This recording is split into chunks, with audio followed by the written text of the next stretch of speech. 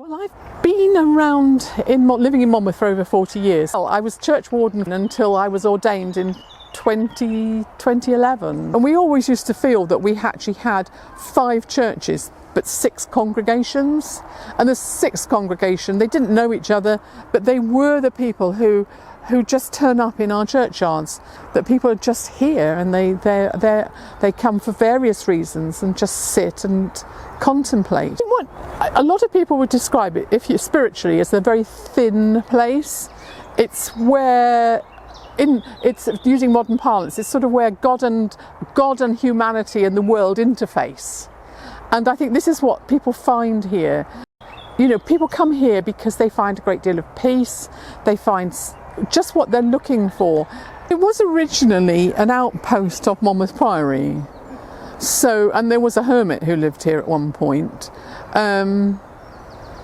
I suspect that what happened, it was probably an old Druid site or something like that, because that's tended to be what happened. The Christians often sort of took over previous sacred sites and made them their own. I suppose the reason the churches are there is because the river was the mode of transport, was the route that connected it all together, bearing in mind that Monmouth used to have trows coming up from Chepstow to a quay just above the current Wye Bridge. The King of Wales, he'd come up here and doing a bit of pillaging and burning stuff down on his way to Hereford, and I think probably practiced on Dixton, because at that point it had probably been just a wooden building with a thatched roof, and he burnt it down and then it was rebuilt after that.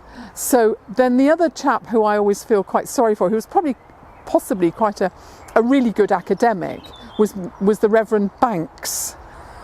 Now, the Reverend Banks was not uncommon in the time that he was around. He was an absentee vicar, and as long as a vicar made arrangements for services to be taken, that was okay. But the bishop did say to him that he ought to come here, and he said, no, you know, he's had a bad chest and he really oughtn't to be here. And then eventually the bishop said, well, you know, actually I insist that you do come.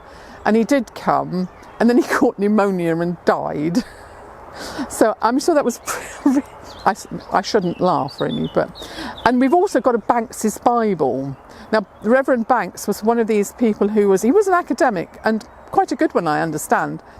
But he has counted all the words in the Bible. If you want to know how many times the appears, I'll go to Banks. If you want to know all of these sorts of things, he did all of this.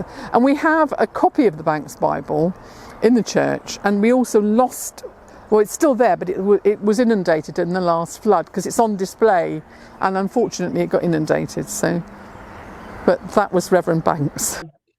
So if we go in through the normal entrance, where you're confronted with a large door, which says, please keep me closed, otherwise the birds get in, and carry on in.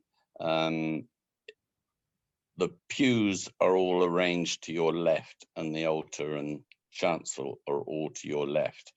And on your right is the stairs going up to a balcony, which was only put in there fairly recently, as in this century as opposed to last century, which is where the organ is accommodated. And the purpose really of that platform is not to accommodate the organ, but to provide a refuge for all the kneelers, etc., when there is a threat of flooding.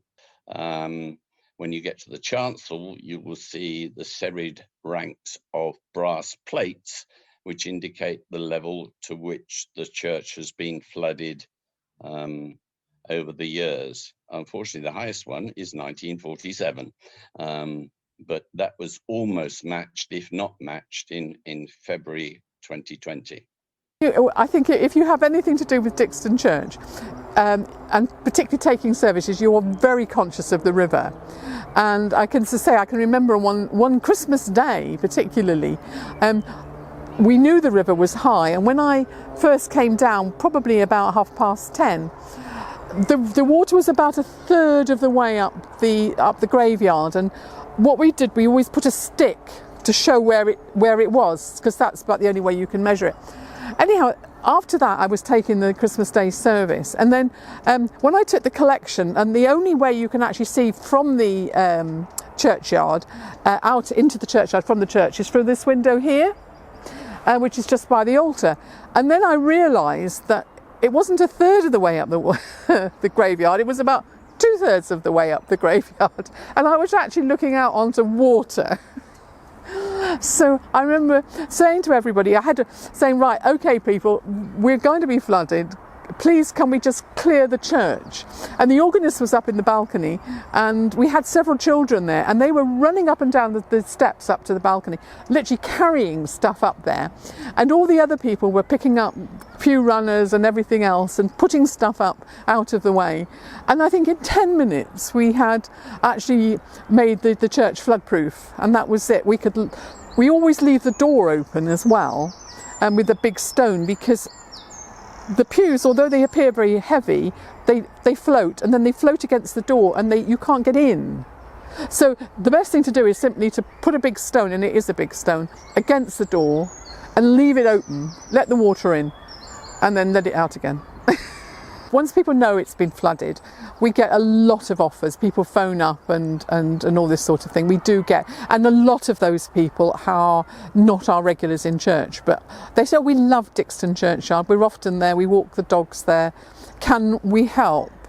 And we've actually now got a group of friends that have been set up since the last flooding in particular, who actually have taken a load of our responsibilities off our shoulders, because they are there to help when we flood particularly, but just generally to be the friends of the church and to look after it. We had to put this new roof on the chancel, and it cost us £140,000 thereabouts. And people could say, well, actually that's an awful lot of money, which it is. When did you last spend £140,000 on mission? But then I could say, well, actually, maybe 100 people walk past this church every day, or certainly every week, and they can see that it's not falling into disrepair. They can see that something is going on there. So, that has to be mission to me.